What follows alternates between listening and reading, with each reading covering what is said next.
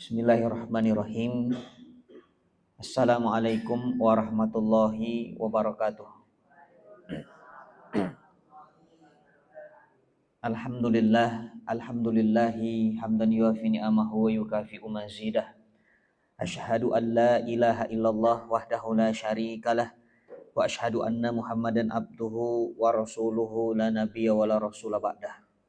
Allahumma salli wa sallim wa barik ala sayyidina Muhammadin ibni Abdillah wa ala alihi wa ashabihi wa man tabi'ahum bi ihsanin ila yaumi sa'ah, amma ba'd.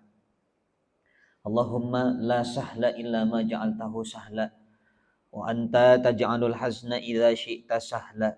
Allahumma anfa'na bima 'allamtana wa 'allimna ma yanfa'una wa zid wa barik lana fi ilmina bi rahmatika ya arhamar rahimin.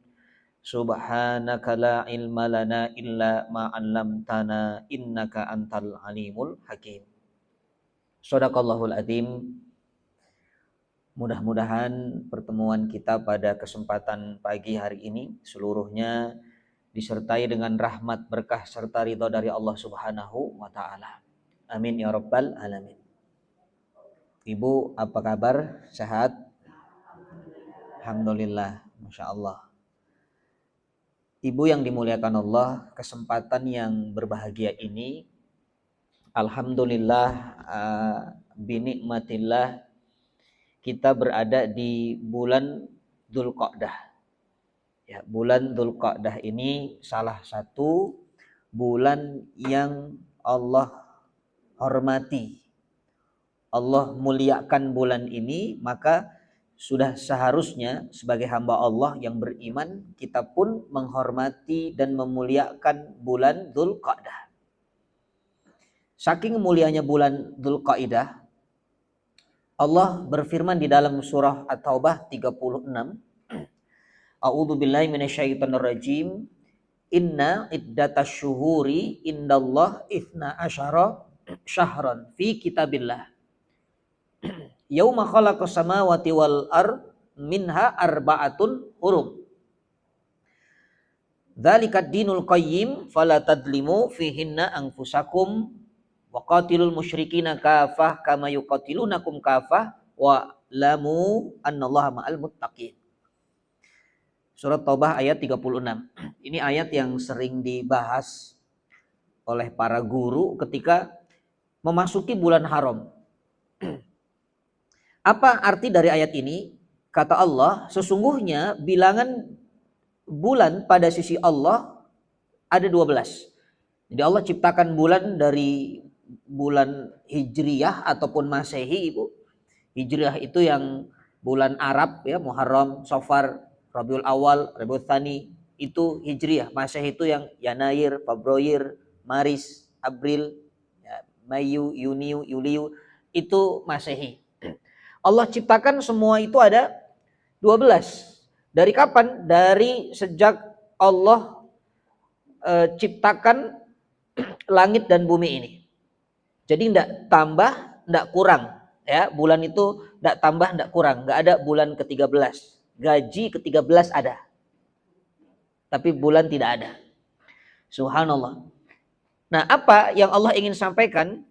Dari 12 ini ada bulan yang Allah hormati, namanya bulan haram. Yaitu ada 4. Arba'atun, itu 4. Diawali dari Dzulqa'dah sekarang nih. Dzulqa'dah, Dzulhijjah, Muharram. Nanti yang jauh itu Rajab. Ya, kita sudah lewat kalau Rajab. Apa hikmahnya Allah berikan ke 4 bulan haram ini? Kata para ulama, subhanallah, yang pertama di antara hikmah yang disampaikan, yang pertama, Allah ingin mericas iman kita lagi. Karena pasca Ramadan biasanya kita futur. Betul enggak? Habis Ramadan tuh luntur, makanya tema hari ini menjaga spirit Ramadan. Dan ternyata salah satu cara Allah untuk menjaga spirit Ramadan kita, Allah datangkan bulan yang hurum atau bulan yang istimewa. Apa keistimewaannya?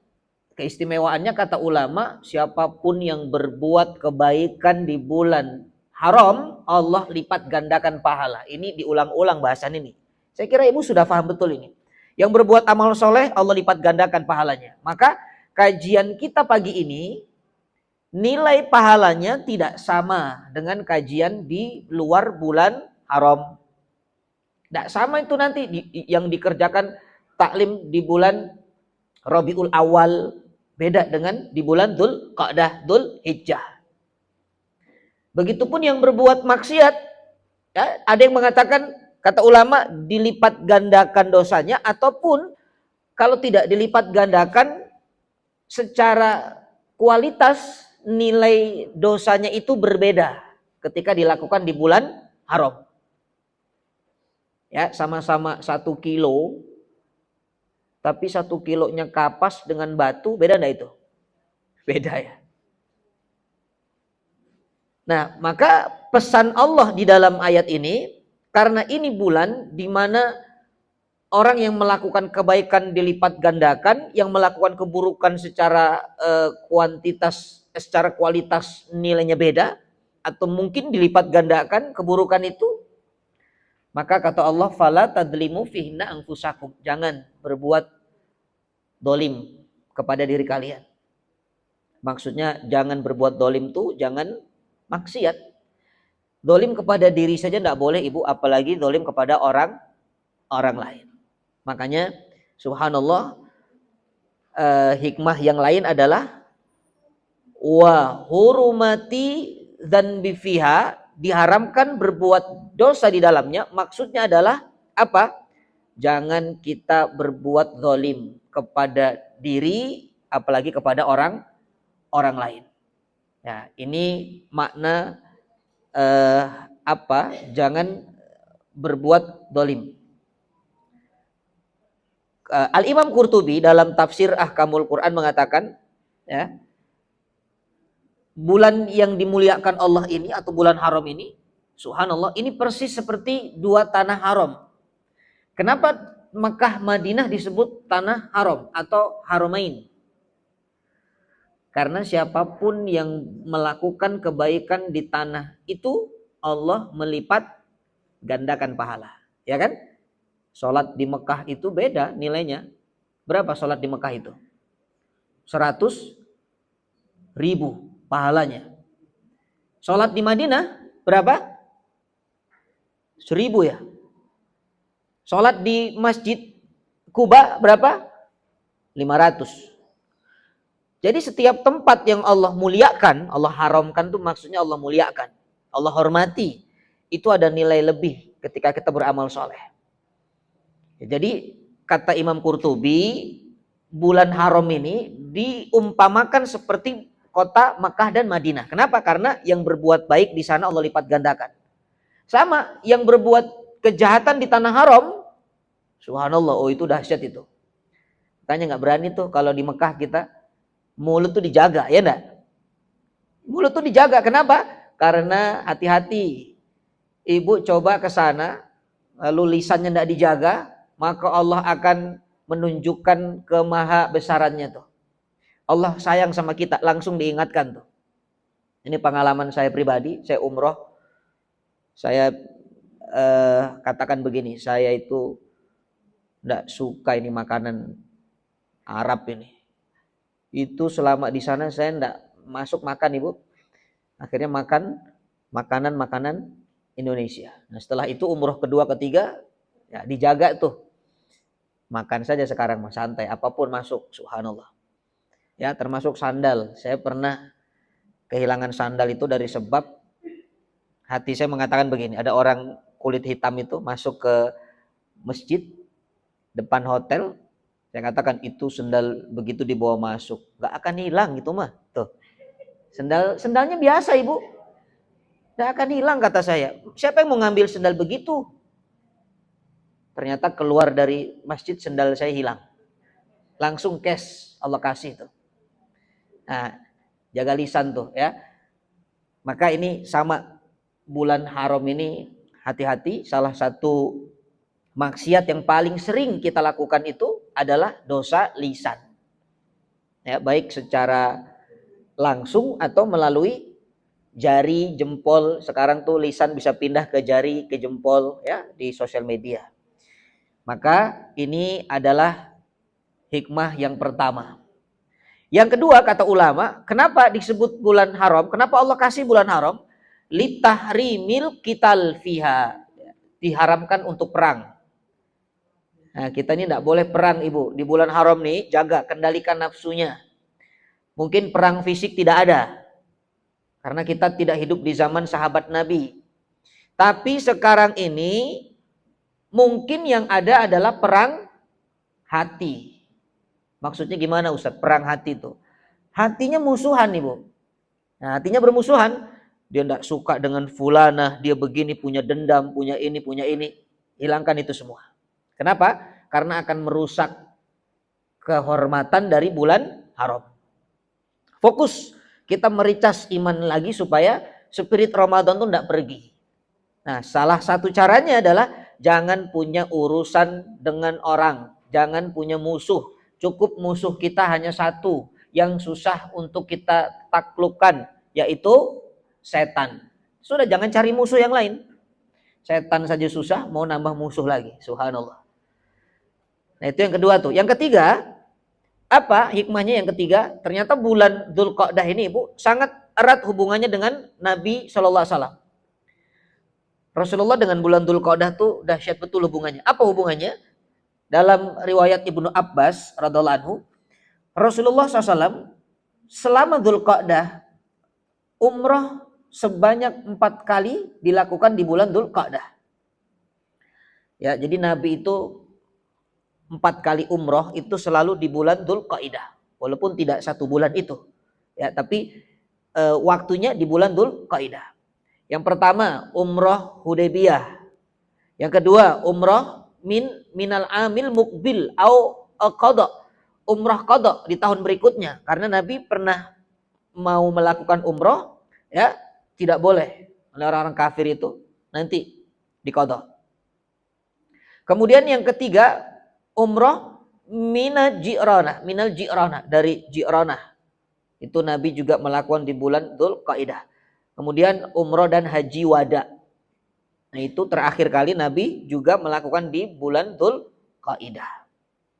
Ya, dalam riwayat Siti Aisyah radhiallahu anha mengatakan lam ya'tamira Rasul sallallahu alaihi wasallam illa fi Dzulqa'dah. Nabi tidak berumrah kecuali bulan Dzulqa'dah. Jadi bagus kalau Ibu punya rezeki bulan ini berangkat, Ibu. Subhanallah. Ini adalah keutamaan di antara bulan Dzulqa'dah yang Allah berikan kepada kita. Bahkan Nabi Musa alaihissalam, Nabi Musa ketika menerima Taurat itu pun di bulan Dzulqa'dah. Ya, dalam satu riwayat dikatakan innahu thalathuna yauman alladzi wa'ada Musa alaihissalam. Inilah hari 30 atau inilah 30 hari di mana Musa dijanjikan oleh Allah turun Taurat kepadanya.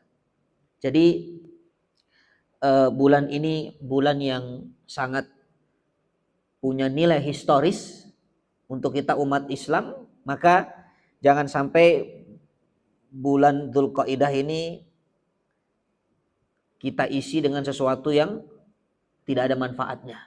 Ya, maka mudah-mudahan dengan majelis pagi hari ini sebagai awal untuk kita bisa mericas iman kita, membawa spirit Ramadan dalam bulan-bulan yang lainnya. Amin ya rabbal alamin. Baik, itu sebagai mukaddimah. Karena kita berada di bulan Dzulqa'dah, maka adabnya kita mengetahui keutamaan bulan Dzulqa'dah. Nah, sekarang Ibu yang dimuliakan Allah, kita akan melihat apa yang menjadi bahasan kita pada tema kita pagi hari ini, yaitu menjaga spirit Ramadan. Ya, jadi tema ini saya angkat karena banyak fenomena kita ibadah itu terikat dengan waktu dan tempat. Ya, makanya rasa ibadah kita di bulan Syawal, Dzulqa'dah, Dzulhijjah itu tidak sama dengan rasa ibadah kita di bulan Ramadan. Ya kan? Sama, ada orang ibadah di tanah haram itu pun tidak sama rasanya dengan ibadah di tanah kusir. Ya kenapa? Karena ini kritik buat diri saya sebenarnya, ya. Dan kita sama-sama kritisi diri kita, Ibu. Kadang-kadang kita ibadah begitu. Kalau di Mekah ibadahnya subhanallah, khusyuk, nangis, tepat waktu, disiplin. Tapi kalau di tanah air biasa saja. Padahal Allah yang ada di Mekah dengan Allah yang ada di Bintaro sama enggak? Sama.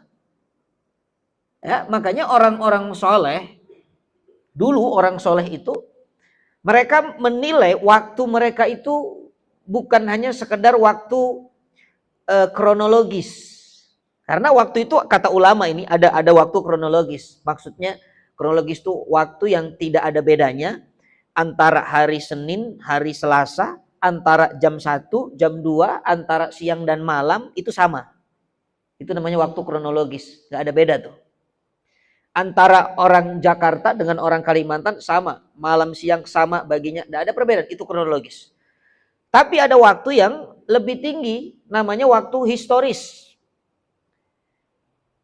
Nah, ini yang membedakan adalah waktu orang-orang yang beriman atau waktu yang dimiliki orang-orang beriman dengan waktu yang dimiliki oleh orang-orang yang tidak beriman. Itu beda.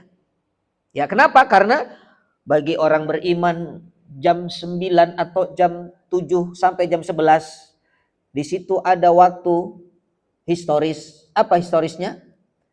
Di situ ada waktu duha namanya. Jadi kalau kita melakukan ibadah di waktu itu, nilainya tidak sama dengan orang yang tidak melakukan itu. Karena itu ada historisnya, maka kita tidak sia-siakan itu waktu. Ibu, bagi orang Jepang, orang Inggris, orang Amerika, 17 Agustus itu nggak ada spesialnya, betul nggak? Karena bagi mereka tidak ada historis. Tapi bagi bangsa Indonesia, 17 Agustus beda enggak itu? Beda. Kita pasang bendera merah putih di mana-mana, ada acara lomba. Kenapa? Karena di tanggal itu ada historis. Kemerdekaan Republik Indonesia. Maka bulan Maret kemarin, April kemarin, mungkin bagi orang-orang yang tidak beriman, tidak ada nilainya, biasa saja. Tapi bagi orang beriman, Maret, April kemarin adalah bulan suci Ramadan, waktu historis. Di situ ada bulan yang istimewa. Makanya beda. Orang tidak beriman mah biasa saja, tapi kita mendekatkan diri kepada Allah. Karena situ ada historisnya. Nah, tapi yang lebih tinggi ada yang ketiga, waktu mistis, Ibu. Kata ulama nih. Waktu mistis itu maksudnya waktu spiritual. Ya, kenapa disebut mistis? Supaya ujungnya sama is. Kronologis, historis, mistis. Biar cakep aja. Kalau kronologis, historis, spiritual kan enggak pas. Ya, ini gaya retorika sebenarnya. Nah, waktu mistis ini orang yang sudah menilai waktu itu sama, Ibu. Bagi orang-orang soleh, antara bulan Ramadan dengan bulan Syawal dengan bulan Dzulqa'dah semuanya sama. Bagi dia seluruh bulan adalah Ramadan.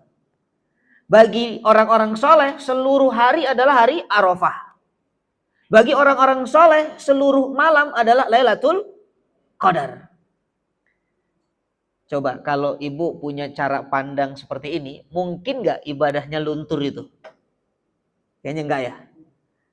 Kenapa? Karena ternyata memang ketika Lailatul Qadar, semangat itu ibadahnya. Bayangkan kalau setiap malam seolah-olah kita jadikan ini Lailatul Qadar. Subhanallah, semangat itu kita. Nah, ini yang kita harus bangun. Ketika spirit Ramadan itu sudah hilang, sudah luntur, maka coba ibu kembali ke waktu mistis. Ikut kepada orang-orang soleh. Nah, tapi kan tidak mudah. Memang tidak mudah. Karena itu hanya berandai-andai. Ya Allah, andai ini Ramadan, andai ini Lailatul Qadar. Dan memang tidak akan terjadi karena sunnatullahnya Ramadan itu datang pergi, gitu kan? Nanti datang lagi kapan? Nanti masih 10 bulan, 11 bulan ke depan. Datang nggak Ramadan? Pasti. Cuman kita ketemu nggak? Wallahu a'lam. Itu masalahnya. Lailatul Qadar datang lagi nanti? Datang. Tapi apakah kita pasti ketemu? Wallahu a'lam. Makanya yang sudah lewat kemarin itu sekarang kita perbaiki. Dan kita sempurnakan. Bagaimana cara memperbaiki dan menyempurnakan? Jangan hilangkan spirit Ramadan. Jangan hilangkan, Ibu. Subhanallah. Nah, sehingga pagi hari ini kita ingin membahas bagaimana membangun spiritnya itu, Ustaz. Supaya kembali lagi. Ya, karena ternyata membangun spirit atau dikatakan membangun atmosfer Ramadan itu ternyata nggak mudah. Jangankan Ramadan, jangankan Dzulqa'dah, Dzulhijjah, Muharram. Ibu kemarin jujur puasa Syawal saja itu masih dekat-dekat Ramadan. Susah atau enggak? Susah ya puasa Syawal itu. Padahal hanya 6 hari, Ibu. Kenapa? Ya karena lingkungannya susah, Ustadz. Saya baru puasa pertama itu begitu keluar rumah, tukang ketoprak ngajak ngobrol. Sambil ngulek lagi. Sebelah ibu yang saya ajak ngobrol juga beli lagi. Makan di situ lagi, subhanallah. Ya, belum lagi nanti kalau ke pasar, wah godaannya berat. Ternyata nggak bisa memang. Nah, tapi kalau Ramadan ibu bisa, kenapa? Karena lingkungannya pun semuanya puasa. Belum lagi nanti siang-siang. Ternyata tetangga mesen nasi Padang. Salah kirim ke rumah kita. Ya Allah. Ya Allah, apakah ini tanda rezeki ya Allah? Padahal tetangganya sudah bilang, "Bu, maaf, itu punya saya, Bu." Subhanallah. Ya, jadi godaan tuh terus datang tuh. Tetangga kirim makanan lah. Ya, subhanallah, tetangga bertamu ke rumah. Ini tamu harus dihormati, Ustadz, kalau enggak dibatalkan gimana? Subhanallah. Kadang malah sengaja ngundang tamu supaya puasanya bisa batal. Subhanallah. Nah, berbagai macam ujian itu akan Allah berikan. Makanya subhanallah sampai Allah katakan di dalam Al-Baqarah 185 itu walitukmilul iddah, kata Allah. Walitukmilul iddata, artinya sempurnakan bilangan puasa Ramadan. Maksudnya di sini yang saya angkat adalah kata-kata walitukmilul iddah, sempurnakan, jangan selesaikan. Ya, jangan selesaikan. Kenapa? Karena kata ulama Ramadan itu bukan untuk diselesaikan, tapi Ramadan untuk disempurnakan. Bagaimana caranya? Jaga spirit Ramadannya. Ya, jaga spirit Ramadan. Ibu yang dimuliakan Allah. Saya akan berangkat dari makna bulan Syawal. Ya, walaupun ini Dzulqa'dah, kita mampir ke Syawal sebentar. Kenapa? Karena ini cara Allah memberikan isyarat kepada kita supaya kita tuh berpikir, oh ternyata Ramadan itu memang tidak boleh selesai ya. Spiritnya tuh harus tetap ada. Diawali dari bulan Syawal. Kenapa setelah Ramadan itu kok Allah berikan kita bulan Syawal?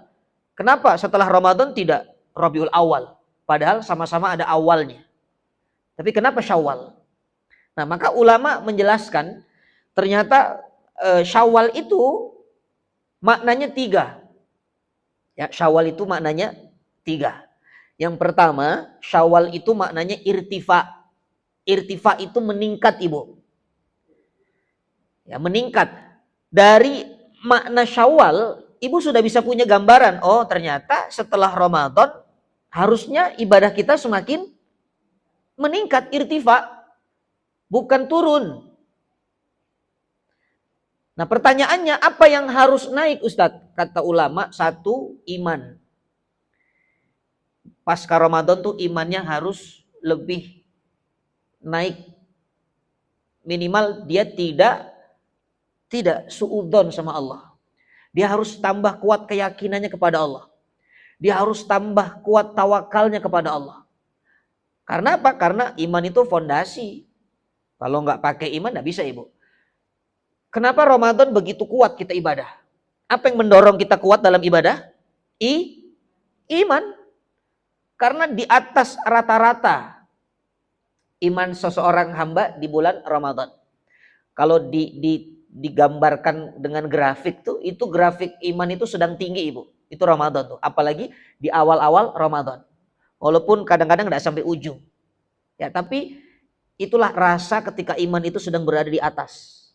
Setidaknya kita pernah merasakan. Setiap malam kita bisa qiyamul lail. Coba, ini hikmahnya luar biasa. Kenapa Allah menjadikan syariat sholat taraweh ba'da isya lagi?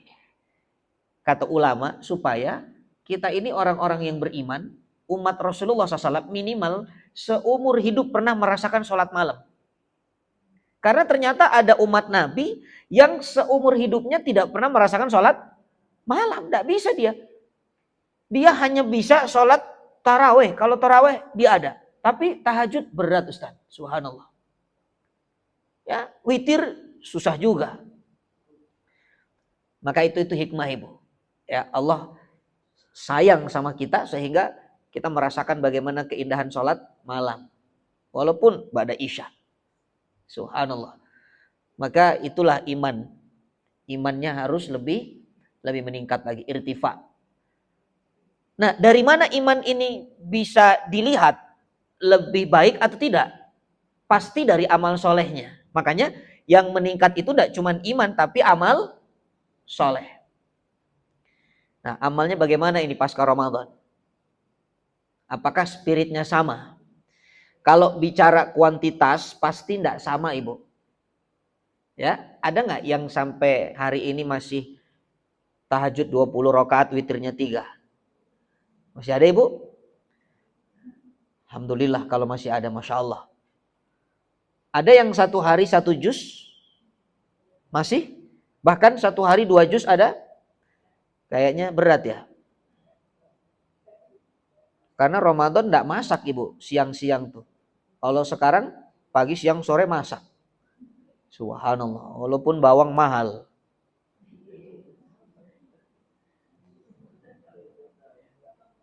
Ya, nah ternyata subhanallah kalau bicara kuantitas itu nggak akan sama. Makanya dalam hal ini ukurannya jangan kuantitas, pasti turun Ibu. Terus ukurannya apa? Ukurannya minimal jangan menunda kebaikan. Itu ukurannya tuh. Jadi kalau ada kebaikan Ibu disegerakan. Itu salah satu tanda kualitas amalnya itu dia meningkat. Ya, ada kebaikan, segerakan. Ada kebaikan, jadi orang yang pertama melakukan. Ada kebaikan, jangan tunda kebaikan. Itu sudah sukses itu. Karena memang perintah Allah dalam berbuat baik, segera. Jangan santai, jangan ditunda. Ya, fastabiqul khairat. Berlomba-lomba dalam kebaikan. Kenapa? Karena khawatir kalah cepat dengan malaikat maut. Malaikat maut itu kalau sudah cabut nyawa Ibu, tidak ditunda. La yastakhiruna sa'atan wa la yastaqdimun, tidak diakhirkan walau sesaat dan tidak juga maju walau sebentar. Ya, walaupun ada 2 orang yang seumuran, ya kalau jatahnya si A, ya si B tidak akan wafat. Sama, ada nenek, ada cucunya. Secara logika yang lebih pantas duluan siapa tuh? Nenek ya. Tapi kalau Allah menghendaki, cucunya dulu ambil. Malaikat maut enggak nego Ibu, enggak berani. Ya Allah, ini lebih pantas neneknya. Ini cucunya masih kecil ya Allah, mana lucu, ganteng, cantik. Ya, kalau sudah waktunya, maka cepat. Itu yang kemarin kecelakaan di Ciater itu kan. Sudah waktunya Ibu. Apakah mereka mengira mereka akan kembali ke sekolah dalam keadaan berbahagia? Bercerita tentang perjalanan perpisahannya? Mereka tidak kira itu. Perpisahan di sekolah berujung sampai ke alam barzah. Itu kematian tuh begitu. Makanya kalau ada kesempatan berbuat kebaikan, cepat, jangan ditunda. Ya, igtanim khamsan qabla khamsin. Ingat 5 sebelum datang yang 5. Ya. Tua, muda sebelum tua. Sehat sebelum sakit, kaya sebelum miskin, lapang sebelum sempit. Ya, ibu merasakanlah bagaimana perbedaan ibadah di masa muda dengan di masa tua. Kalau waktu masih muda tuh ngaji duduknya paling depan, ibu.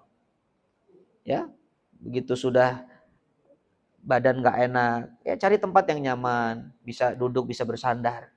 Ya, kenapa? Karena kita merasakan perbedaan itu. Makanya salah satu amal itu naik dikatakan kalau kita tidak menunda-nunda kebaikan. Ya. Nah, itu adalah makna Syawal yang pertama, irtifa, imannya, kemudian amal solehnya. Bahkan kata ulama akhlaknya juga berubah.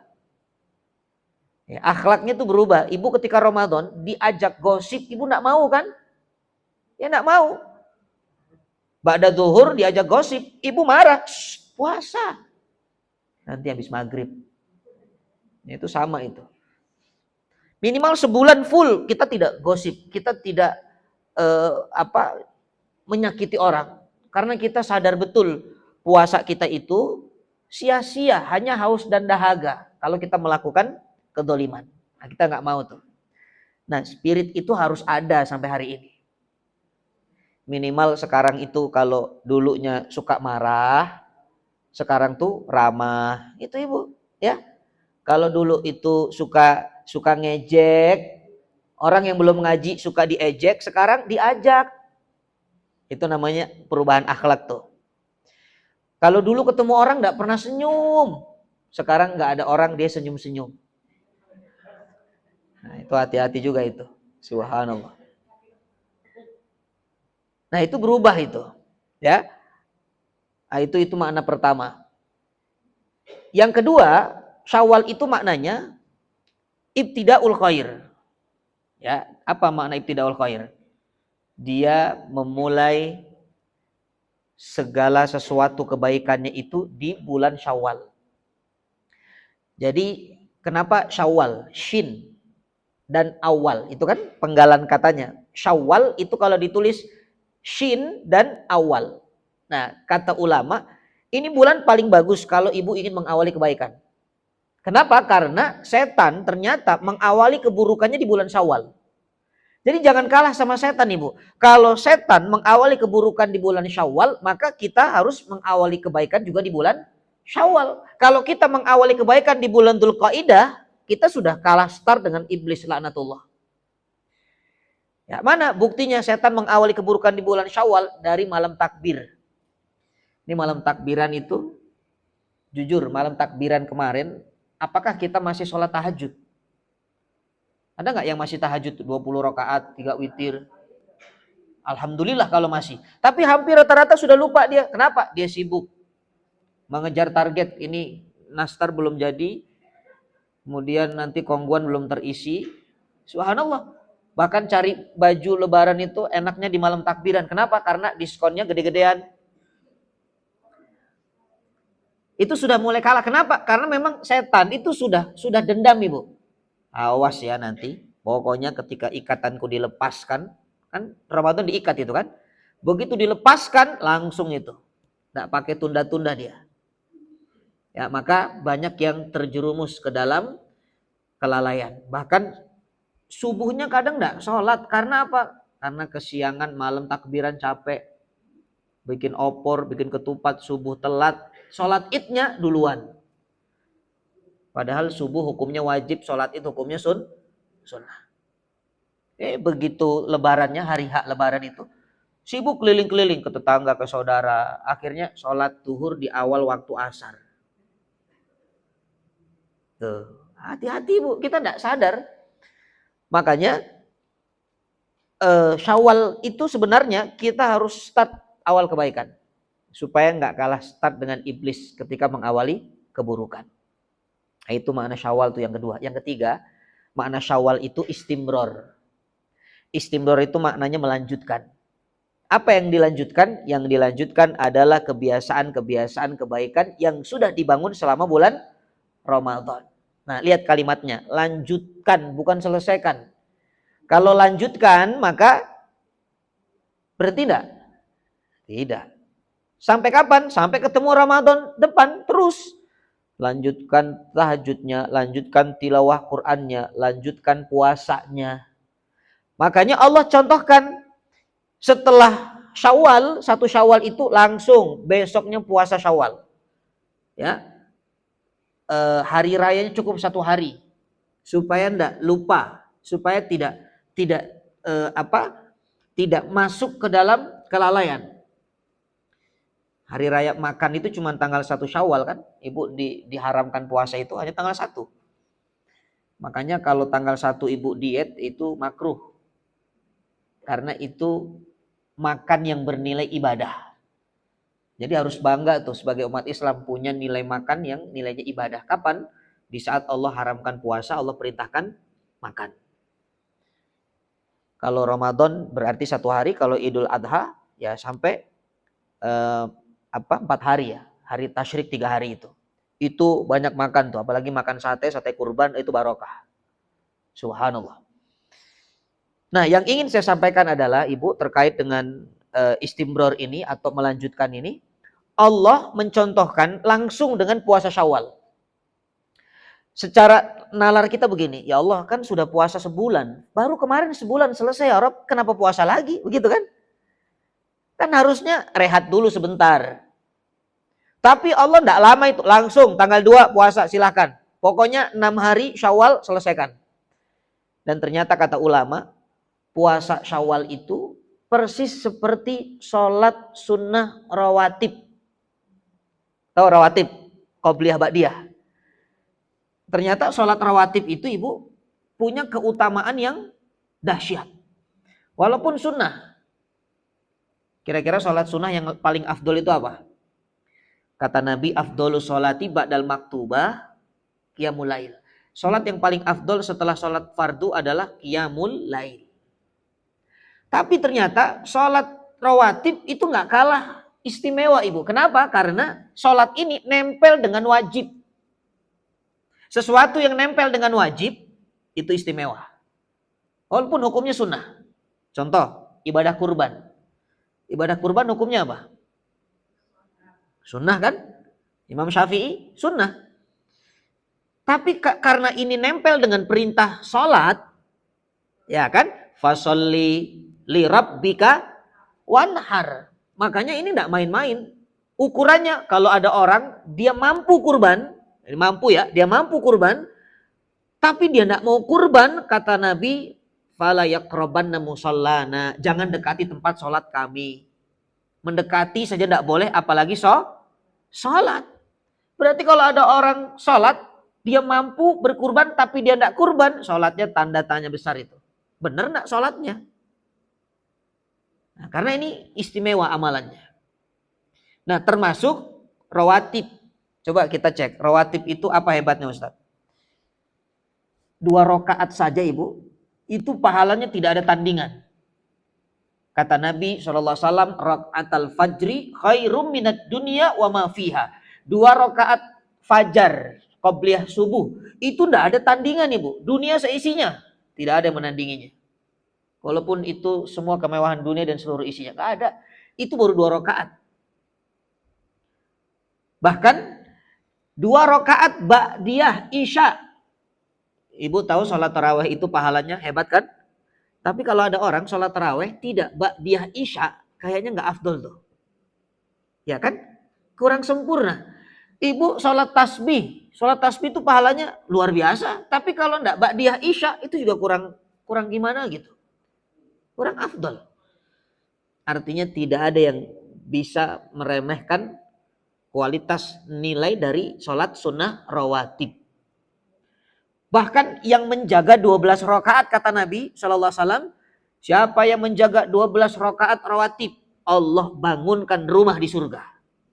Subhanallah, Ibu kalau ingin bangun rumah di surga Ibu, cukup 12 rakaat modalnya, rawatib. Tapi wajibnya juga, jangan rawatib aja, wajibnya enggak. Apa yang 12 itu? 4 rakaat sebelum duhur, 2 rakaat setelah maghrib, 2 rakaat setelah isya, 2 rakaat setelah zuhur, ya, Ulangi lagi, 4 rakaat sebelum zuhur, 2 rakaat setelah zuhur, 2 rakaat setelah maghrib, 2 rakaat setelah isya, 2 rakaat sebelum subuh. Nah, itu yang dikatakan dalam hadis yang sahih, Allah bangunkan rumah di surga. Selain itu, ibu mau melakukan lebih banyak silahkan. 17 rakaat juga boleh, ya. Tapi ini yang ingin mendapat pahala atau rumah di surga tadi cukup 12 rakaat. Itu rawatib sholat atau dikatakan sholat qobliyah dan ba'diyah. Nah, puasa Syawal itu persis seperti ba'diyahnya sholat wajib. Karena kita melakukan ba'da Ramadan langsung Syawal. Jadi derajatnya itu dahsyat. Apa hebatnya puasa Syawal? Kata Nabi SAW, man shoma Ramadana thumma atba'ahu sittan min Syawal faka'annahu shaumat dahar. Siapa yang puasa Ramadan lalu diikuti 6 hari Syawal, maka seperti puasa 1 tahun. Subhanallah. Maka inilah makna walitukmilul iddah, sempurnakan tuh puasa Ramadanmu itu dengan puasa Syawal supaya sempurna 1 tahun kita puasa. Subhanallah. Jadi yang sudah puasa Syawal kemarin, alhamdulillah, mudah-mudahan Allah terima puasa Syawalnya. Nah, tapi kalau yang belum qadha, ada ulama yang mengatakan dia belum qadha hutang puasa, tapi dia puasa Syawal, puasanya sah, tapi tidak mendapat pahala menyempurnakan 1 tahun. Ya, kenapa? Karena yang mendapatkan pahala 1 tahun puasa hanya yang sempurna Ramadannya. Ya. Ya, tapi sah puasanya, tidak apa-apa. Ibu tinggal qadha saja yang belum Ramadannya. Karena jumhur ulama mengatakan qadha dulu baru lakukan Syawal. Nah, itu adalah makna Syawal. Ya, makna Syawal. Nah, ibu yang dimuliakan Allah, dari makna Syawal kita bisa mengambil kesimpulan bahwa ternyata spirit Ramadan itu tidak boleh selesai kan? Ya. Yang pertama, apa tadi? Meningkat. Berarti bukan turun spiritnya, tapi lebih baik lagi. Apa yang meningkat? Iman, amal, akhlaknya lebih baik. Yang kedua, ternyata Syawal itu bulan yang sangat baik untuk mengawali kebaikan. Kenapa? Karena Allah tahu ba'da Ramadan kebanyakan dari hambanya futur, dia malas. Kalau malas, maka awali lagi kebaikan itu ibadah Syawal. Yang ketiga, istimror, lanjutkan, bukan selesaikan. Nah, maka ini kenapa kita penting untuk selalu menjaga spirit bulan suci Ramadan. Ibu yang dimuliakan Allah, sekarang poin yang tidak kalah penting adalah bagaimana Ustadz agar kita bisa menjaga spirit Ramadan. Bagaimana caranya? Subhanallah. Yang pertama, kata ulama, ya, ketika ingin menjaga spirit Ramadan, yang pertama mujahadatun nafas. Al-mujahadah. Mujahadatun nafas itu artinya dia bersungguh-sungguh untuk melawan hawa nafsunya. Ya, jadi jihad melawan hawa nafsunya. Saat itu Nabi SAW selesai perang Badar, ibu. Selesai perang Badar, Nabi mengatakan kepada para sahabat, wahai kalian semua, ayuhan nas, intahaina min jihadil asgor wa na'udu ilal jihadil akbar. Ini ada perang Badar nih, kata Nabi, wahai kalian semuanya, kita selesai dari jihad yang kecil dan kita akan kembali ke jihad yang besar. Sahabat kaget, ibu. Ya Rasulullah, bukankah perang Badar itu jihad yang besar? Ini perang Badar loh ya Nabi. Dalam keadaan puasa, kita perang melawan musuh, bukankah itu jihad yang besar? Memang ada yang lebih besar dari ini ya Rasulullah. Apa kata Rasulullah SAW? Iya, yang lebih besar dari ini adalah jihad melawan dirimu sendiri. Mujahadatun nafas. Itu yang paling besar. Makanya seorang Al-Imam Ibnul Qayyim mengatakan, kalau ada orang dia tidak mampu untuk melawan musuh yang ada di dalam dirinya, maka dia tidak akan pernah mampu melawan musuh yang ada di luar dirinya. Nggak bisa itu. Apa musuh dalam diri itu? Hawa nafsu. Jadi kalau ada orang ibu tidak bisa kendalikan hawa nafsu, dia ikut perang di medan peperangan itu nggak bisa, pasti kalah. Contohnya perang Uhud. Perang Uhud itu kan para sahabat turun. Padahal kata Nabi, apapun yang terjadi jangan turun dari bukit. Ternyata begitu musuh terlihat kalah, itu harta rampasan perang itu berserakan, tidak kuat. Hawa nafsunya para sahabat turun untuk mengambil ghanimah. Ternyata apa yang terjadi? Diserang oleh orang-orang kafir. Pasukan Abu Sufyan. Walhasil perang Uhud itu banyak para sahabat Nabi yang menjadi kekuatan peperangan di zaman Nabi itu wafat. Contohnya Hamzah. Paman Nabi itu Hamzah wafat di perang Uhud. Kenapa? Karena tidak bisa kendalikan hawa nafsunya. Subhanallah. Makanya ternyata yang membuat kita ini tidak mampu untuk menjaga spirit Ramadan, ya sebenarnya karena kita tidak mampu melawan musuh yang ada di dalam diri kita. Subhanallah. Caranya gimana melawan musuh dalam diri itu? Pasti di sini hubungannya dengan niat, Ibu. Kata ulama, kalau niat kita betul, ibadahnya karena Allah, seharusnya kita tidak melihat bulan apa, tempatnya di mana, waktunya kapan. Ya, karena yang dilihat siapa? Allah. Sampai ada ulama Imam Sya'roni mengatakan, kalau ada seseorang ibadah yang dia lihat hanya pahala, maka dia menjadi abdus tawab. Abdus tawab itu hamba pahala. Dia bukan hamba Allah. Walaupun boleh, ini tidak dilarang ibu. Ibu ibadah karena sebab pahalanya besar Ustaz. Boleh.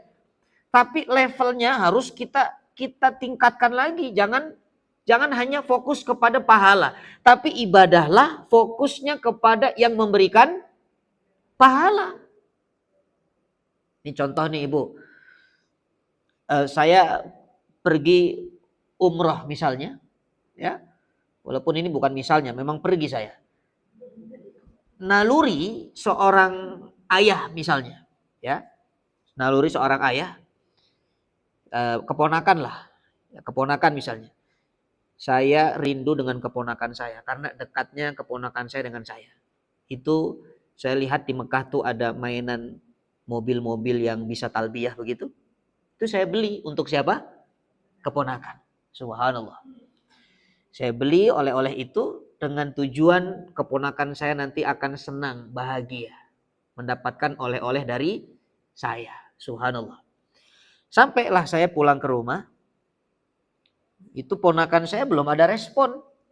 Ya, lihat saya datang, itu tidak ada respon. Saya rindu dengan ponakan. Tapi ponakan tidak ada respon. Rasanya gimana itu? Ya sudah, memang dia enggak ngerti, dia sibuk dengan dunianya, lari sana lari sini. Tapi begitu saya keluarkan itu mainan ibu, saya keluarkan mainan, ya, Mikail sini Mikail. Namanya Mikail, ya, Mikail sini, Abi bawa mainan.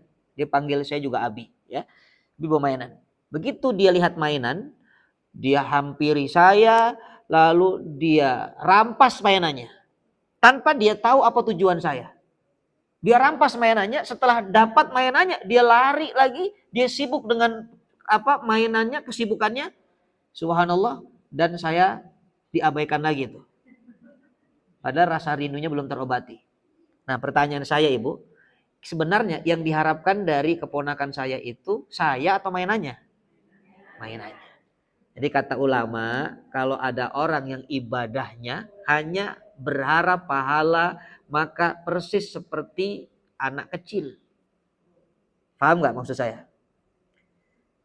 Makanya kalau ingin spiritnya terjaga, jangan fokus ke pahala. Kenapa? Kalau ibu fokus ke pahala, pasti ibadahnya akan turun spiritnya. Kenapa? Karena Ramadan pahalanya hebat Ustaz.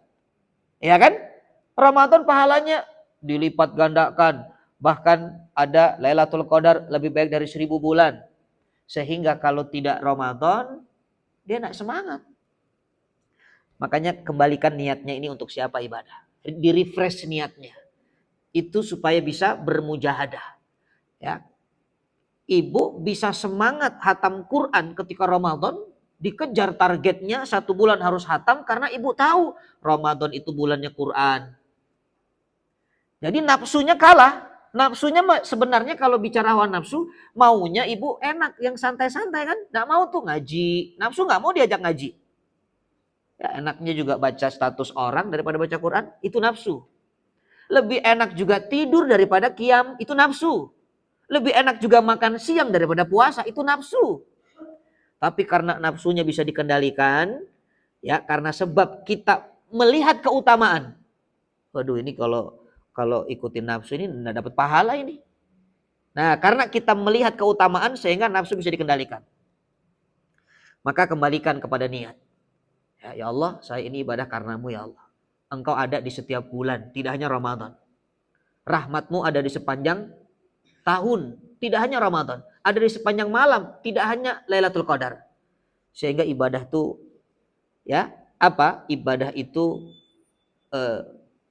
Rabbaniyun, bukan Ramadhaniyun. Kata Abu Bakar Asyibli itu kun Rabbani walatakun Ramdhani. Jadilah hamba Allah yang Rabbani, yang sebenarnya menyembah Allah ya bukan karena waktu dan tempat keadaan, tapi menyembah Allah sepanjang Allah memberikan kita hidup di dunia ini. Karena ibadah itu kata Quran, wa'bud rabbaka hatta ya'tiyakal yakin. Sembahlah Allah sampai datang kepada kita itu kematian. Maka mujahadatun nafas itu tidak akan bisa kita kejar kalau tidak lurus niat karena Allah. Ini ada hubungan. Ya, kemana muara niat kita, disitulah ya kesungguhan kita untuk mencapai niat kita. Ada orang yang ngajinya karena ada makan siang. Maka kalau tidak ada makan siang, yakin dia tidak ngaji, Ibu. Nah, karena niatnya ke makan siang kan.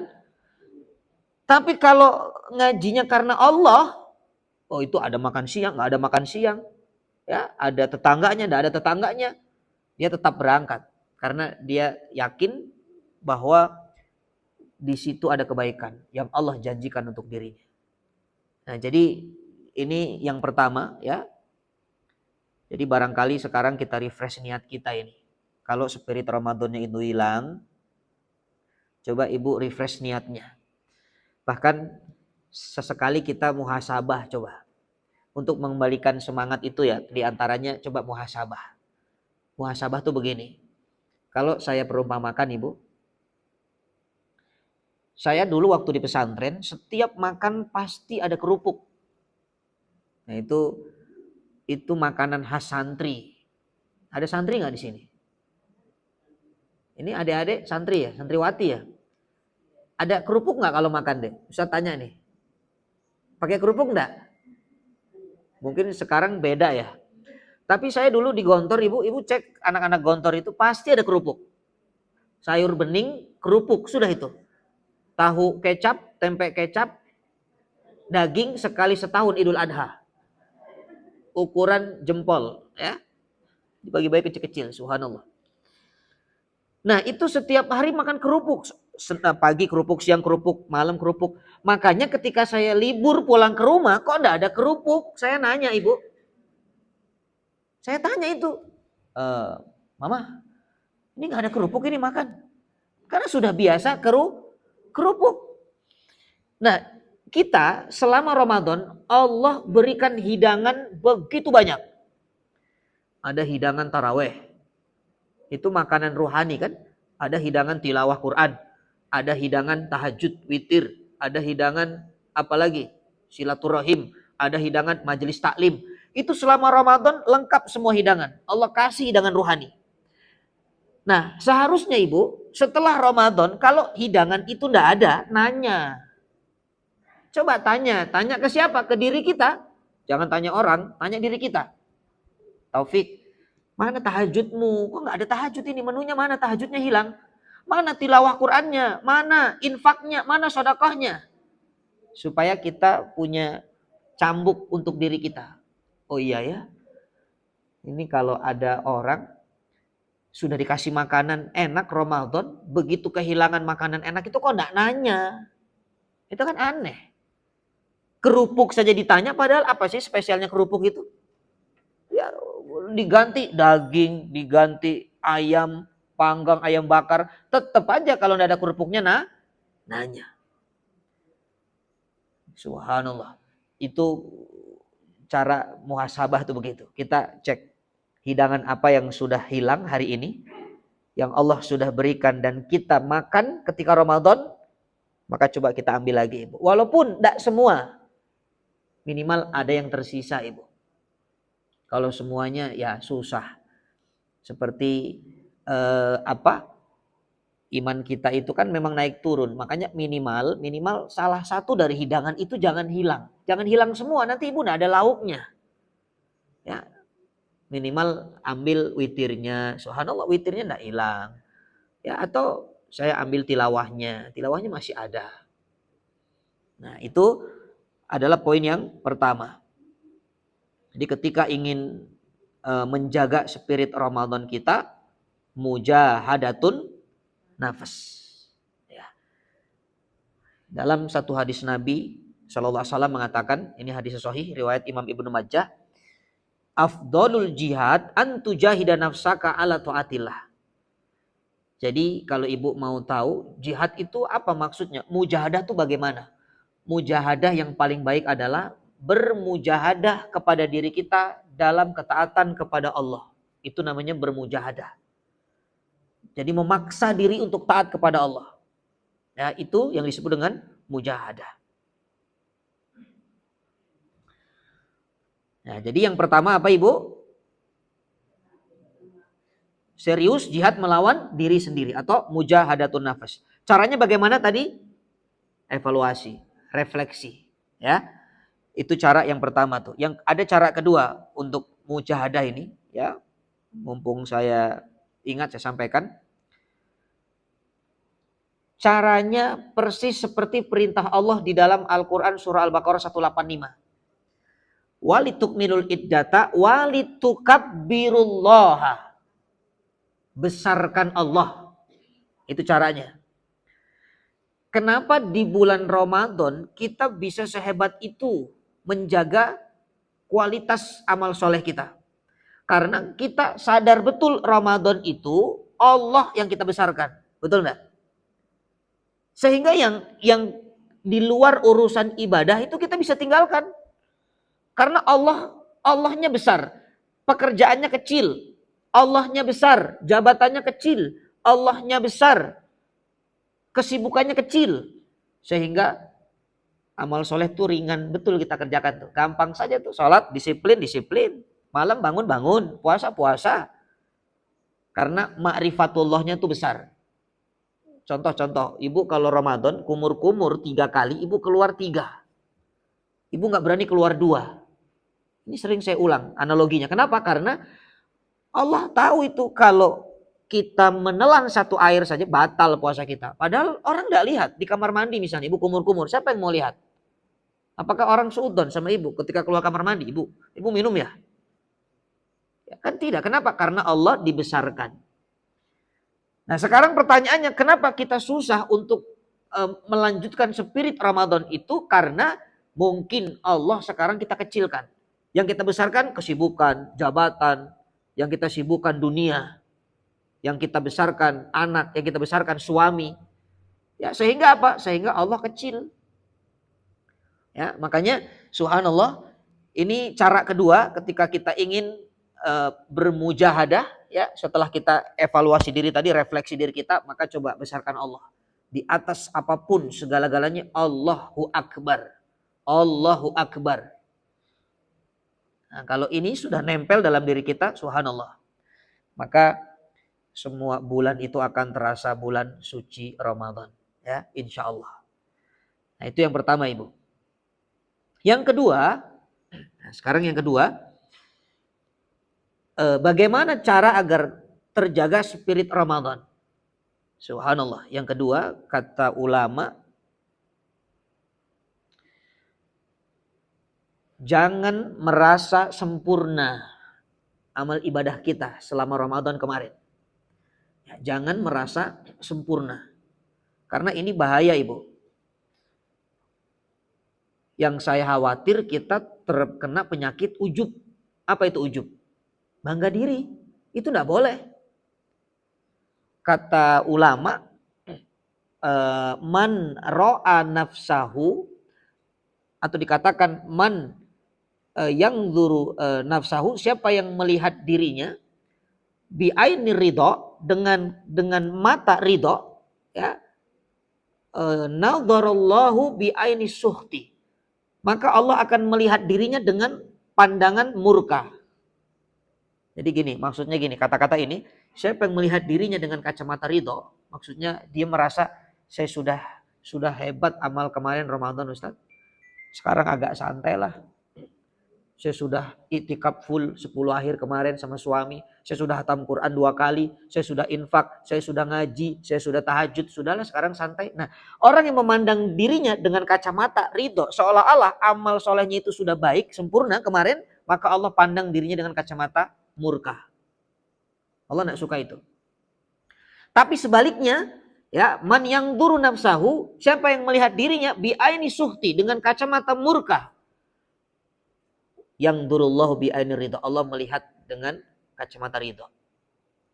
Maksudnya kita pandang dari kita nih, ya Allah, jangan-jangan ibadah kemarin itu tidak diterima. Nah, itu tuh.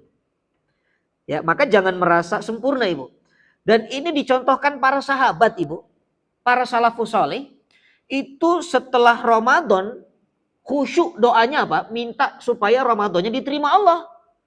Rabbana taqabbal minna salatana wa siyamana wa qiyamana wa ruku'ana wa sujudana. Ya Allah, terimalah salat kami, qiyam kami, ruku kami, sujud kami, tilawah Quran kami, kebaikan kami selama Ramadan. Minta sama Allah. Karena nggak ada jaminan, Ibu. Siapa yang menjamin amal kita diterima? Nggak ada. Sahabat saja yang pasti lebih baik amal solehnya daripada kita, kan? Sahabat tuh lebih hebat amal solehnya. Masih minta kepada Allah agar diterima. Sahabat tidak yakin.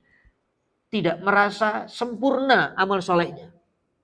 Apalagi kita manusia biasa, bukan sahabat Nabi. Yang mana amalan kita kadang-kadang dicampur ria. Amalan kita dicampur ngedumel. Amalan kita dicampur ujub.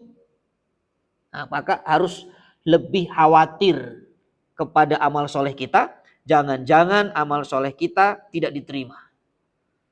Mungkin ada yang protes, Ustadz, memang ada yang tidak diterima amalnya? Ada, Ibu. Ini disampaikan oleh Abdullah bin Mas'ud radhiyallahu anhu. Ketika malam takbiran, nah ini balik ke malam takbiran, Abdullah bin Mas'ud teriak. Apa kalimat yang diungkapkan itu? Kata Abdullah bin Mas'ud radhiyallahu anhu, man hadhil lailata, ay man hadzal maqbulal lailata fa fannuhanni wa man hadzal mardudul lailata fanu azzi. Siapa yang malam hari ini puasanya, salat malamnya diterima Allah, kami ucapkan selamat untuk dirinya. Tapi siapa yang malam hari ini puasanya, salatnya ditolak oleh Allah, kami ucapkan bela sungkawa. Kami bertakziah kepadanya. Berarti ada yang ditolak, ada yang diterima. Subhanallah. Bahkan kata Abdullah bin Mas'ud, wa ayyuhal maqbul hani'an, wahai orang yang diterima puasanya, selamat ya untuk kalian. Wa ayyuhal marhumul mardud jabarallahu musibatak, yang ditolak amalnya, semoga Allah ringankan musibah Anda. Jadi musibah itu ternyata salah satunya adalah ketika kita sudah beramal soleh tapi kita merasa sempurna padahal amal solehnya tidak diterima. Itu musibah itu. Na'udzubillah. Ya, makanya subhanallah, rasa khauf namanya. Dalam syariat rasa khawatir, rasa khauf itu harus ada. Itu yang akan menjaga spirit kita. Karena kalau kita takut amal kita tidak diterima, kita pasti akan berusaha menambah amal yang lain dan lebih baik lagi. Contoh nih, ibu mengajukan skripsi kepada dosen satu judul. Mungkin nggak judul itu langsung diterima? Apa ditolak? Bisa jadi ditolak itu. Apalagi dosennya killer gitu kan. Wah, repot betul ini, berkali-kali ditolak. Akhirnya ibu siapkan banyak judul. Supaya salah satu dari banyak judul ini ada yang diterima. Nah, sama ibu, kita dalam beramal begitu. Ibu siapkan banyak amal. Selama Allah kasih kesempatan beramal, jangan berhenti beramal. Terus siapkan, karena salah satu dari amal itu mungkin akan membuka pintu surga, kita tidak tahu. Ya, yang paling penting kan ujungnya ibu. Kalau ujungnya baik, maka insya Allah ini tanda kebaikan bagi kita. Ya, itu yang dinamakan dengan husnul khatimah. Nah, makanya istiqamah. Kenapa Syawal istimror? Maknanya tadi Syawal istimror, karena istimror itu ternyata istiqamah. Orang yang melanjutkan kebaikannya itulah orang yang istiqamah. Dan istiqamah ini dahsyat ibu. Buah istiqamah itu dahsyat. Orang yang istiqamah, kata ulama, a'zamul karamah wahya al istiqamah. Setinggi-tingginya pertolongan Allah itu adalah istiqamah. Jadi istiqamah itu karena Allah yang nolong kita. Karena sebab kita minta kepada Allah. Ihdinas siratal mustaqim. Dan Allah tolong kita. Maka orang yang mendapatkan nilai istiqamah, subhanallah, ini wafatnya pasti husnul khatimah. Pasti itu. Kenapa? Karena janji Allah bagi orang yang istiqamah, Fusilat 30 itu surga. Mungkin gak ahli surga wafatnya su'ul khatimah? Gak mungkin. Ya, ahli surga itu dari tanda wafatnya saja pasti Allah berikan husnul khatimah. Apa husnul khatimah? Dia sedang melakukan kebaikan, wafatnya bukan maksiat. Tapi kita nggak boleh memvonis orang karena kita nggak tahu. Mungkin di ujung maksiatnya dia tobat lalu wafat. Kita nggak tahu. Kan ada kisahnya di antara hadis Nabi yang sahih itu seorang sahabat yang membunuh 99 orang. Ya, lalu menjelang ajalnya dia tobat. Makanya ini kita memandang dengan kacamata dohir saja. Yang kita mudah untuk kita deteksi adalah kalau wafatnya berbuat kebaikan, maka secara mata dohir kita itu husnul khatimah. Walaupun nanti kalau ditarik lagi lebih dalam, kan kita nggak tahu niatnya, ya kan? Ya, niatnya mungkin mau apa. Sholat sih di masjid, tapi niatnya mau nyolong kotak amal. Nah, wafat tuh dia. Ya, dalam kebaikan wafatnya, tapi niatnya salah. Nah kan itu nanti prosesnya lagi itu ranahnya Allah, kita nggak tahu. Tapi yang kita tahu adalah dohirnya saja. Makanya minimal kita ingin membangun bagaimana wafat kita indah, istiqomahlah jalannya. Ini contoh begini ibu. Yang dimaksud pertolongan Allah itu bagi orang istiqomah, nanti kalau ada orang jam 12 siang dia wafat. Malaikat maut itu datang. Sudah jadwalnya jam 12 siang. Tiba-tiba Allah menggerakkan hambanya untuk melakukan kebaikan sebelum ajalnya datang. Padahal orang ini sebelumnya dia tidak melakukan kebaikan ibu. Jam 11 tuh lagi nonton TV sambil ngopi, sambil nyemil, sambil makan. Nggak melakukan amal soleh. Tapi karena jam 12 mau wafat, tiba-tiba Allah gerakan hatinya untuk beramal soleh. Dia matikan TV-nya. Dia tinggalkan kopinya. Tiba-tiba dia ambil wudhunya. Dia pegang Qur'annya. Dia baca Qur'annya. Dia sholat sunnahnya. Subhanallah. Begitu tepat waktunya malaikat datang menjemputnya, maka dia wafat dalam keadaan berbuat amal soleh. Itu cara Allah ibu. Makanya hati-hati ibu. Kalau ibu lagi santai, lagi rebahan, lagi nonton TV, tiba-tiba ibu tergerak untuk beramal soleh. Jangan-jangan itu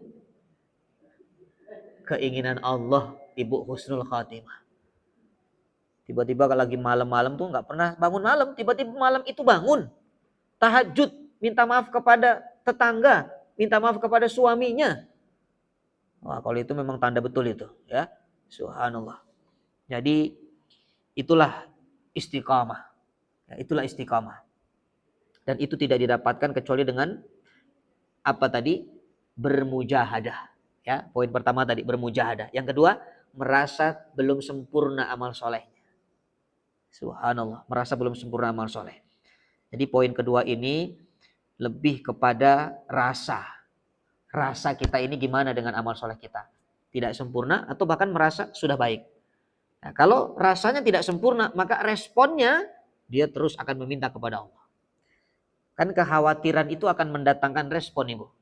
Ibu kalau punya suami masuk ICU, kira-kira di luar ruangan ICU tuh apa respon Ibu? Khawatir nggak? Kalau khawatir responnya apa itu? Teleponan, belanja online atau zikir? Zikir itu. Kalau ada istri suaminya masuk ICU masih sempat belanja online, itu responnya error itu. Dia zikir, dia ke musola, dia sholat, baca Quran. Ada dokter lewat ditanya, dokter suami saya gimana dokter? Suster gimana? Khawatir ibu? Sama. Ibu kalau khawatir dengan amal solehnya, ibu minta tolong sama Allah. Zikir tuh, tanya terus sama Allah. Ya Rabb, amal saya gimana ya Allah? Terima ya Allah, terima ya Allah. Subhanallah. Ya, jadi ini adalah respon ya yang menentukan benar atau tidaknya kita khawatir dengan amal soleh kita. Baik, itu poin yang kedua. Yang ketiga, apa yang dilakukan untuk menjaga spirit Ramadan?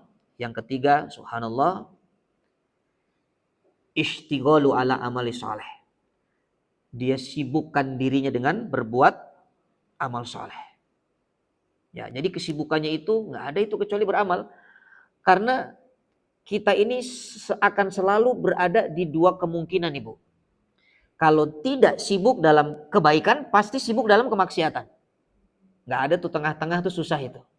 Ya, makanya kenapa harus sibuk dalam kebaikan? Supaya pelan-pelan kita bisa meninggalkan keburukan. Jadi orang yang lingkungannya ngaji, tilawah, tahsin, dia nggak sempet itu gosip, nggak sempet dia itu julid. Kenapa? Sibuk, habis waktunya untuk kebaikan. Makanya biasakanlah untuk menyibukkan diri dalam kebaikan. Sehingga kita lupa dengan kemaksiatan. Dan itu cara menjaga spirit Ramadan. Karena Ramadan ternyata bulannya orang-orang beriman berbuat kebaikan. Ya, musim seminya orang-orang soleh itu adalah Ramadan.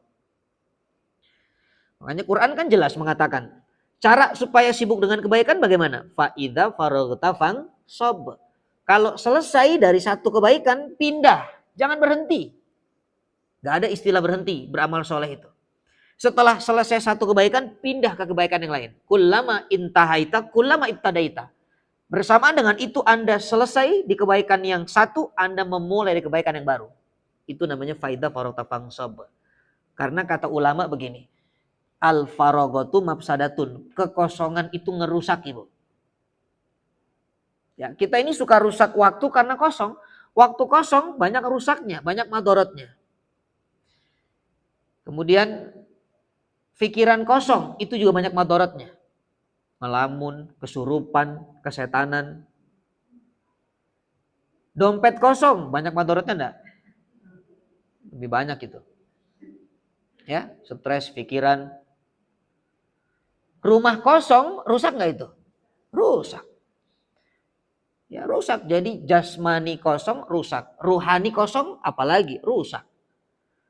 Ya, sehingga menyibukkan diri dalam kebaikan ini adalah cara yang bisa diambil ya agar kita ini terus bisa menjaga spirit Ramadan kita.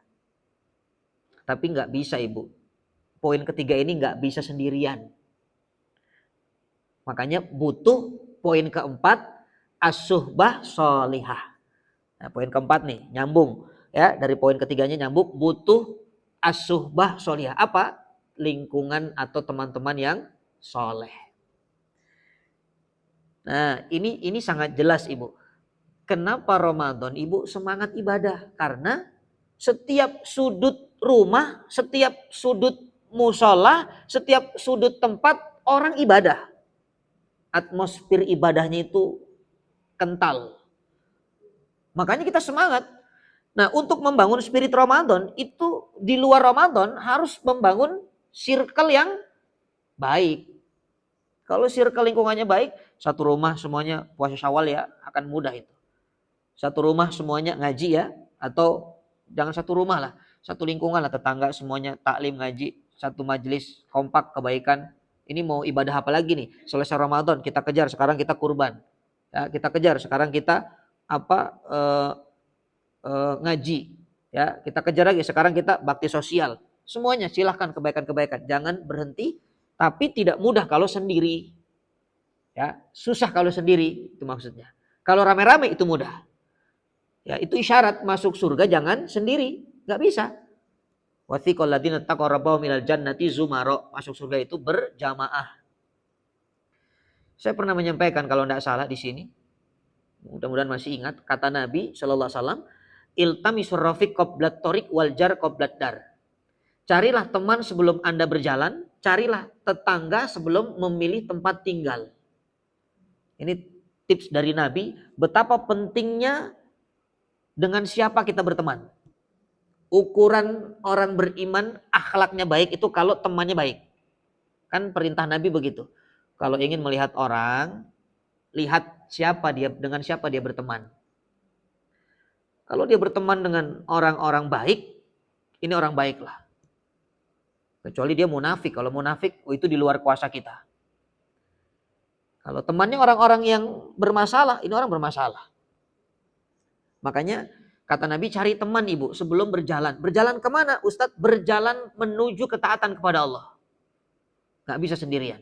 Ini ngaji kalau sendiri ibu gak enak ibu. Kenapa ibu semangat? Karena rame. Coba yang ngaji cuma bertiga. Yang satu ngantuk, yang satu pusing, yang satu mules. Ustadznya di opnam. Subhanallah. Tapi karena ini ramai, subhanallah. Oh itu semangat. Makanya ada ibadah-ibadah yang dilakukan dengan cara bersama-sama, syiar namanya. Ibadah ini harus rame, gak enak kalau sepi. Contohnya apa? Haji, umroh. Ada gak orang umroh cari travel yang isinya dia sendiri? Saya mau daftar travel dong, ada gak yang sendiri? Saya di pesawat sendiri, sama pramugari satu orang saja, tawaf sendiri. Ya, akhirnya nyasar sendiri dia. Subhanallah. Gak ada ibadah itu. Ya, ada ibadah maksud saya, ada ibadah yang syiar. Itu harus diketahui orang banyak. Dan tidak bisa bersembunyi dari orang, tidak bisa. Karena syiar. Contoh lagi, ibadah kurban, itu syiar itu. Makanya nggak ada orang motong kurban jam 12 malam, jam 1, supaya orang nggak tahu. Akhirnya kambingnya teriak, dikira maling. Ya, namanya saja Idul Adha. Yang afdol disembeli di waktu duha. Ya sudah ditunjukkan oleh syariat itu. Apalagi ibadah syiar, sholat berjamaah itu syiar. Makanya kalau ada orang sholatnya tidak jamaah, itu adalah seburuk-buruk laki-laki kata Nabi. Ini laki-laki ya, kalau ibu bagus di rumah. Apalagi ibadah syiar, sholat hari raya itu, Idul Fitri, Idul Adha.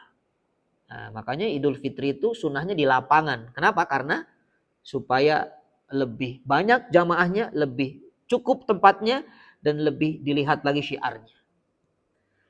Nah itu contoh dari Allah ibu, langsung syariatnya membimbing supaya kita tidak sendiri-sendiri dalam melakukan kebaikan, nggak bisa.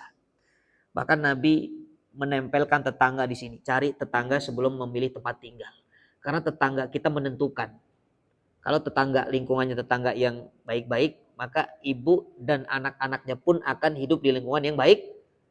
Tapi kalau tetangganya jahat, tetangganya tukang gosip, tetangganya tukang nyinyir, itu bukan hanya merusak anak tumbuh kembang anak kita, tapi merusak hati kita ibu. Amal soleh kita jadi rusak itu, gara-gara tetangga yang begitu. Makanya Nabi ngasih cara kan sama tetangga itu harus berbuat baik. Kalau masak sayurnya, masak sayuran, kuahnya diperbanyak. Supaya dengan tetangga itu adem, aman, ya, ndak sinis, ndak ribut. Kalau ada acara-acara apa, kita sampaikan. Mungkin dia mau ucapkan selamat, dia mau datang ke rumah, itu dibolehkan dalam agama, silahkan. Supaya menghindari kebencian, hasad, bagdo, suudzon. Nah, itu diatur oleh syariat. Nah, ini poin yang keempat. Jadi untuk menjaga spirit Ramadan tidak bisa kita sendirian.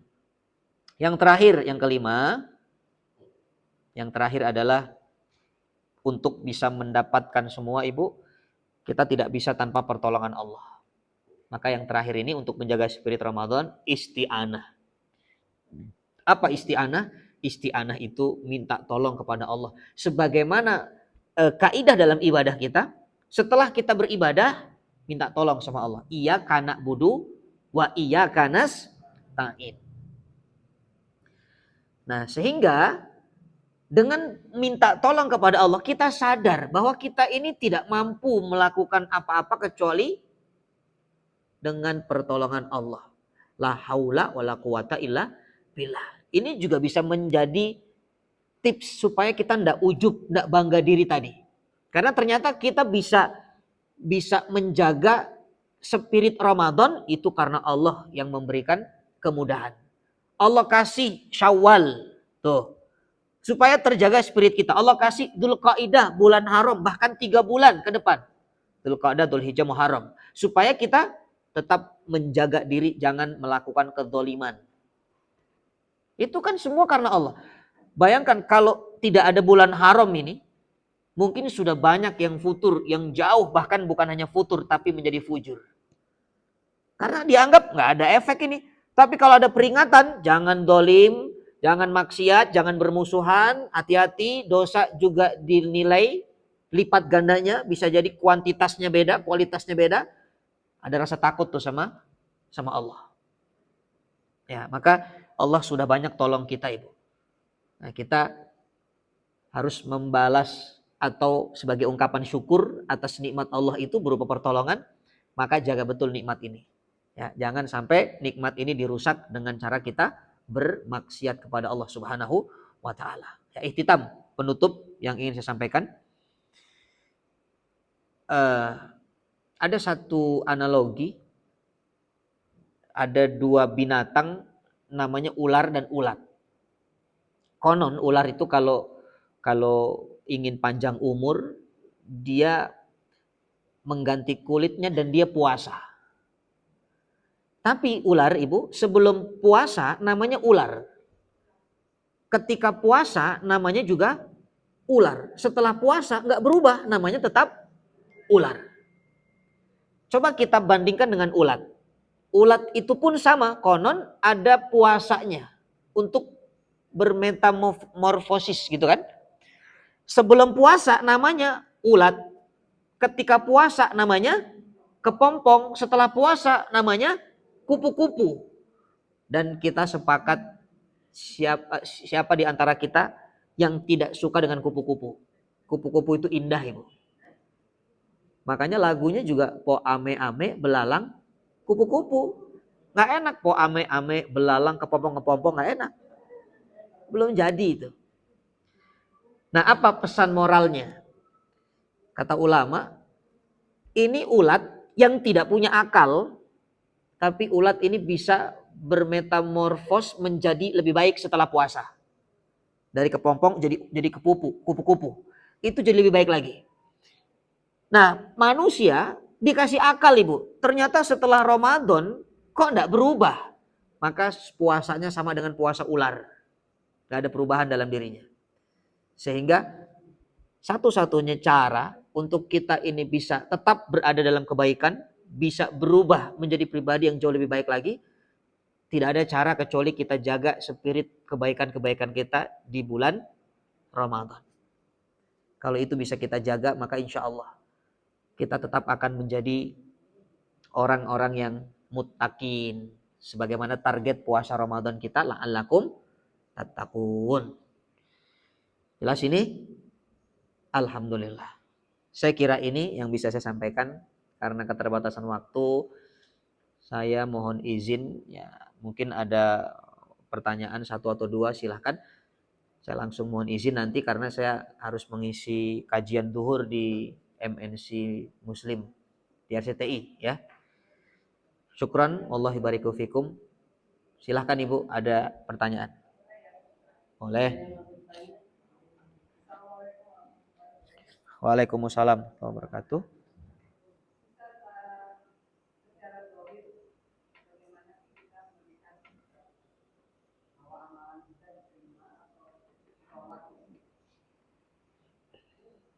Ya, baik. Jazakallahu khair, Ibu. Eh, Tidak ada satu orang pun yang tahu kalau amal solehnya itu diterima. Karena Allah tidak pernah memberikan kabar bahwa ibu amalmu diterima ya. Ya, kenapa? Karena kalau kita mendapat kabar amal kita pasti diterima, kita akan menjadi pribadi yang tidak semangat lagi untuk beramal karena sudah merasa amalnya diterima. Kenapa Allah rahasiakan amal soleh ini? Gak ada yang tahu kecuali Allah, supaya kita terus memperbaiki amal supaya lebih baik lagi dan hasilnya kita istiqomah. Itu hikmahnya tuh. Nah, tapi ulama di sini menyampaikan tanda-tandanya itu ada. Ada tanda-tanda amal soleh kita diterima. Kalau dibahas sebenarnya jadi satu pertemuan lagi nih. Saya pernah sampaikan ini di Rumah Ilmu di Cinere. Ada di YouTube-nya Ibu. Kalau Ibu mau lihat full, ada di YouTube Rumil tanda amal soleh diterima. Tapi singkat saya sampaikan, di antara tanda amal soleh diterima itu, dia ada rasa seperti yang dicontohkan para sahabat. Dia ada rasa khawatir. Ada rasa khawatir, jangan-jangan amal saya tidak diterima. Nah Allah suka tuh dengan orang begitu. Ya Allah suka. Kenapa? Dia merasa amal solehnya itu belum bernilai apa-apa dibandingkan dengan kenikmatan Allah sudah berikan kepada dirinya. Makanya Nabi sampai sholat malam kakinya sampai bengkak, itu kan? Karena Nabi masih merasa amalnya nih tidak ada apa-apanya dibanding kenikmatan Allah yang luar biasa kepada dirinya. Nah jadi itu sudah modal Ibu. Kalau Ibu ada rasa itu, maka insya Allah itu tanda kata ulama. Nah yang kedua, tanda amal soleh diterima itu dia menumbuhkan amal-amal yang lainnya. Ya, jadi Ramadan kemarin ada nggak membuahkan amal-amal kebaikan yang lain di luar Ramadan ini? Kalau ada, itu tanda amal ibu diterima Allah. Tapi sebaliknya, tanda keburukan diterima melahirkan keburukan-keburukan yang lainnya. Itu tanda keburukan diterima. Jadi kalau ada orang gosipnya diterima, dia akan melahirkan gosip-gosip yang lainnya. Itu tanda gosipnya diterima Allah. Maksudnya diterima itu Allah murka, bukan Allah ridha. Ya, tapi sholatnya diterima, dia akan melahirkan ibadah-ibadah yang lain.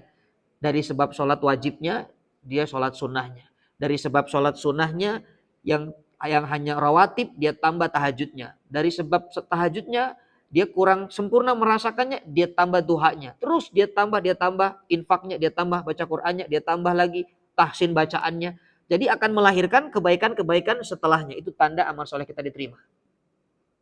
Nah, itu yang kedua tuh. Yang ketiga, kata ulama, tanda amal soleh diterima, dia meninggalkan keburukan atau kemaksiatan yang pernah dilakukan. Kan orang itu pasti punya masa lalu yang buruk, dia pernah maksiat lah kepada Allah, dia taubat. Nah, tanda taubatnya diterima Allah, dia tinggalkan maksiat itu dan dia membenci maksiat itu. Jadi yang dulunya suka gosip, kalau ada orang gosip dia paling benci Ibu. Itu tanda amal Ibu diterima tuh. Ya, dulu nggak suka tuh pakai hijab. Begitu sudah taubat, dia beramal soleh, sekarang dia benci kepada orang yang buka aurat. Nah, tapi kebenciannya itu bukan untuk menjatuhkan, merendahkan, tapi justru untuk bisa menjadi sarana nasihat. Ya, dirangkul bukan dipukul, bukan diajak, bukan diejek tadi. Nah, itu diantaranya Ibu. Jadi kalau ada tanda-tanda itu, ya maka insya Allah kata ulama ini amal kita diterima Allah. Jelas Ibu ya? Syukran Allah bariku fik. Nanti untuk lengkapnya silahkan dibuka YouTube Ibu. Barangkali ada waktu silahkan. Ya, tanda-tanda amal soleh diterima. Ada yang lain?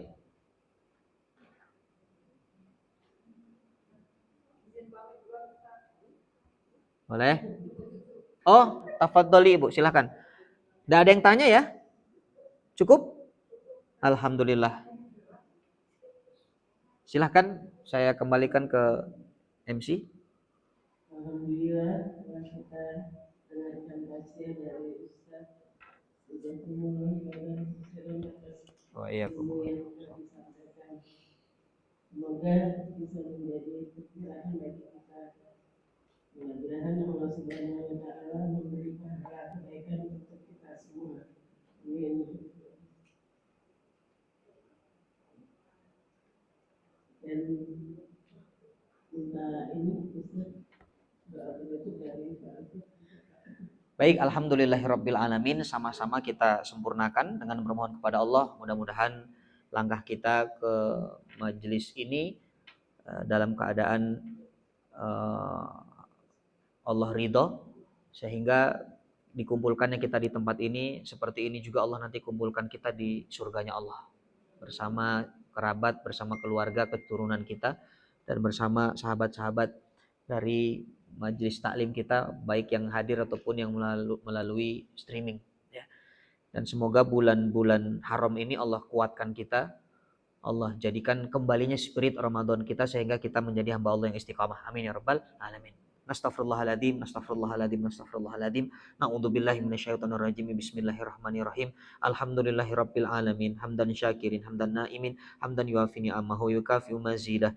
Ya Rabbana lakal hamdu wa lakal syukru wa lakal ridha kama yanbaghi li jalali wajhikal karimi wa 'azimi sultanik. Allahumma salli ala sayyidina Muhammadin wa ala ali sayyidina Muhammad. Allahumma gfir lana dhunubana wa dhunuba walidina warhamna warhamhum kama rabbawna sigara. Allahumma arinal haqqa haqqa warzuqna tiba'ah wa arinal batila batila warzuqna istinabah.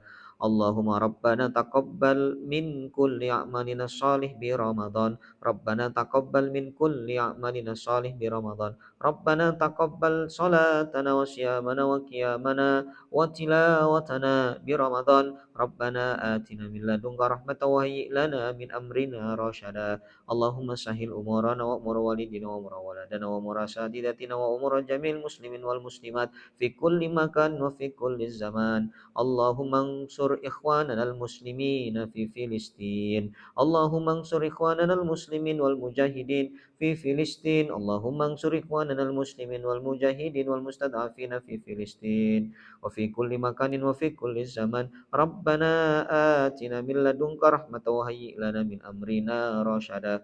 Rabbana atina fid dunya hasanah wa fil akhirati hasanah wa qina adzabannar wa adkhilnal jannata ma'al abrar ya aziz ya ghaffar ya rabbal alamin.